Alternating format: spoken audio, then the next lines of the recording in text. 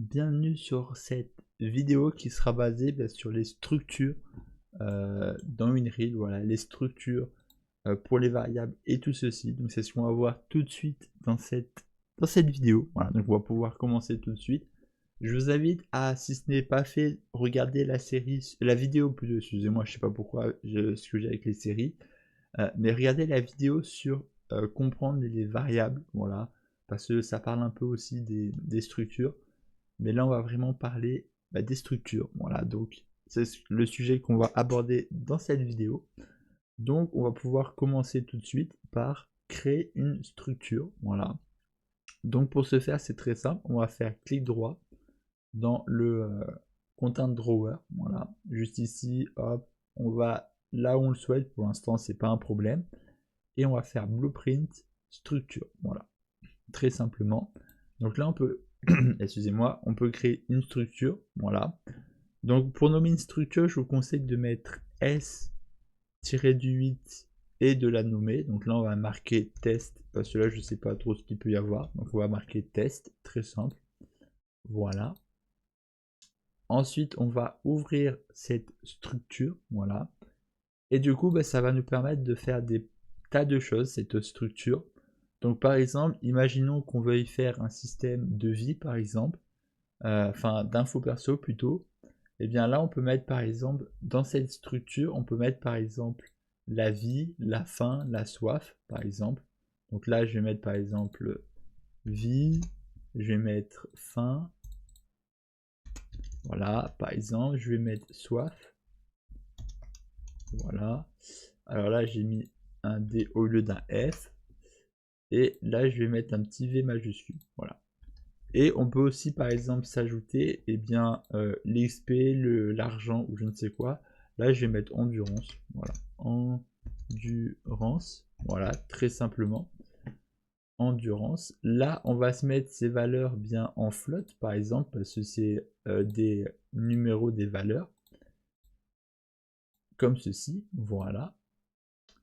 Et ensuite, là vous allez vous demander, ok c'est bien, on a fait une structure, mais en quoi ça va nous être utile?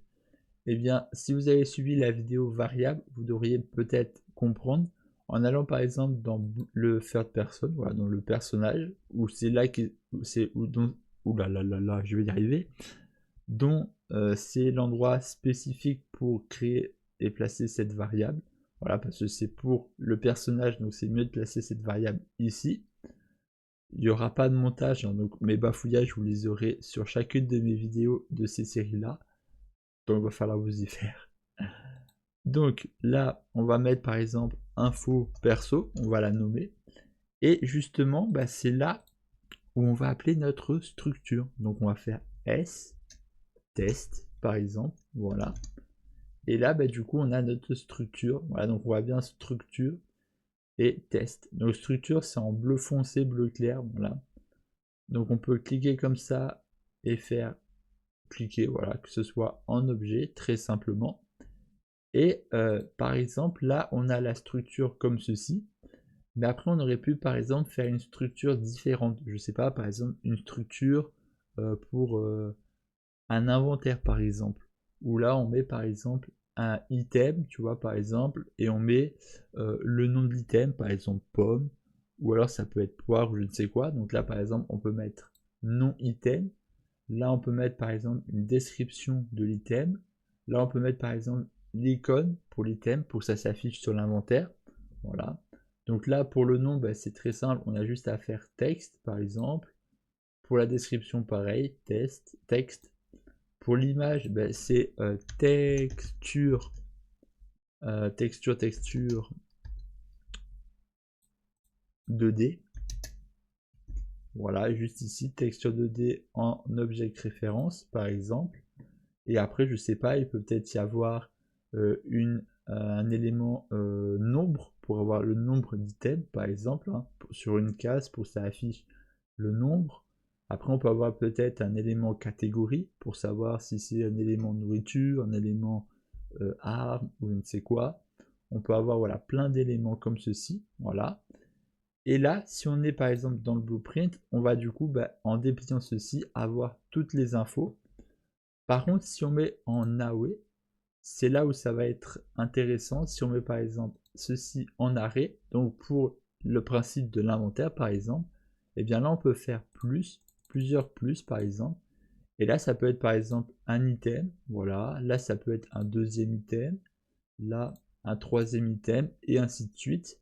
Donc là ça nous permet, les structures, de créer des variables plus grandes qui permettent de récupérer, de prendre en compte plutôt plusieurs variables en une seule grâce aux structures. Voilà, donc ça peut être intéressant. Voilà. Donc là je vais me remettre en single pour la vidéo tout simplement, et je vais juste prendre ceci, CTRL D, voilà, et celle-ci je vais la mettre en away, comme ça je vais vous montrer aussi away très simplement. Voilà, ça nous donne ceci, voilà, excusez-moi, ça nous donne ceci, voilà.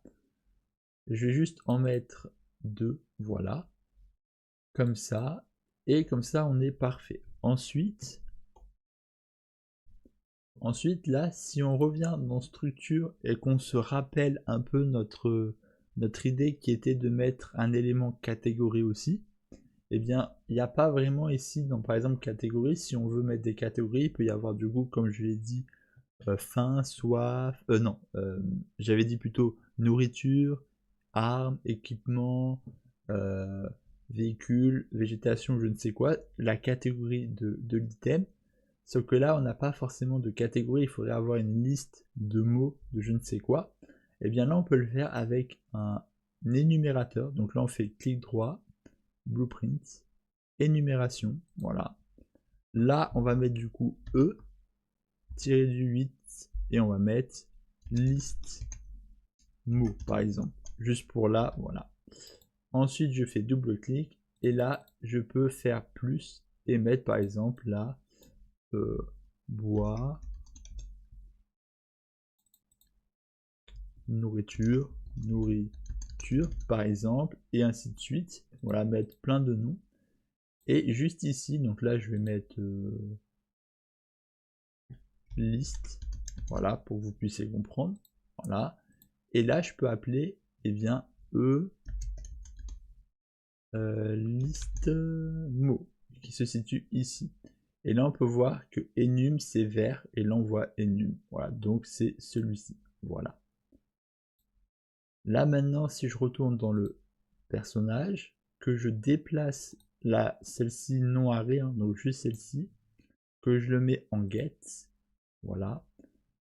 Là, si vous avez suivi ma série, enfin ma vidéo, je sais pas pourquoi je veux dire série, bref, ma vidéo variable, vous savez que si vous faites clic droit et split, c'est pour moi c'est déconseillé. Voilà, je vous conseille de ne pas faire ça, à part si vous avez une variable fixe. Donc nous, on va faire comme ceci, hop, et break, voilà. Et là, on a toutes les informations. Donc là, on a les informations en float, voilà, donc pour les nombres, et notre petite liste. Donc là, je vais juste vous ouvrir ça en l'autre côté en 7, voilà. Parce que je vous rappelle, là, c'est une valeur qu'on a, qu'on peut ajouter, et là, c'est pour récupérer une valeur. Voilà, donner une valeur, récupérer une valeur. Je vous invite à voir la petite vidéo variable, je l'ai bien dit, pour comprendre. Ensuite, make, voilà. Donc là, on voit bien les numéros. Et là, on voit bien, on a une petite liste, voilà. Ce que je peux dire. Voilà, donc ça nous permet d'avoir ces petites choses-là grâce à ceci. Si par exemple, j'aurais rajouté, je sais pas, là pour soif, je vais mettre du coup texture 2D pour que vous puissiez quand même voir ceci, hein, texture 2D par exemple. Sachez qu'on peut mettre tout ce qu'il y a dans les fonctions, hein. Donc si on veut par exemple result, blueprint session result, ça c'est pour le multijoueur, voilà.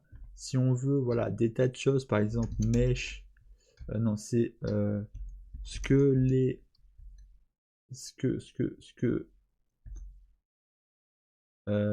alors skeletal mesh, juste ici, bah, ça peut être pour le skeletal mesh, je vais vous le montrer aussi, comme ça c'est plus simple. Voilà.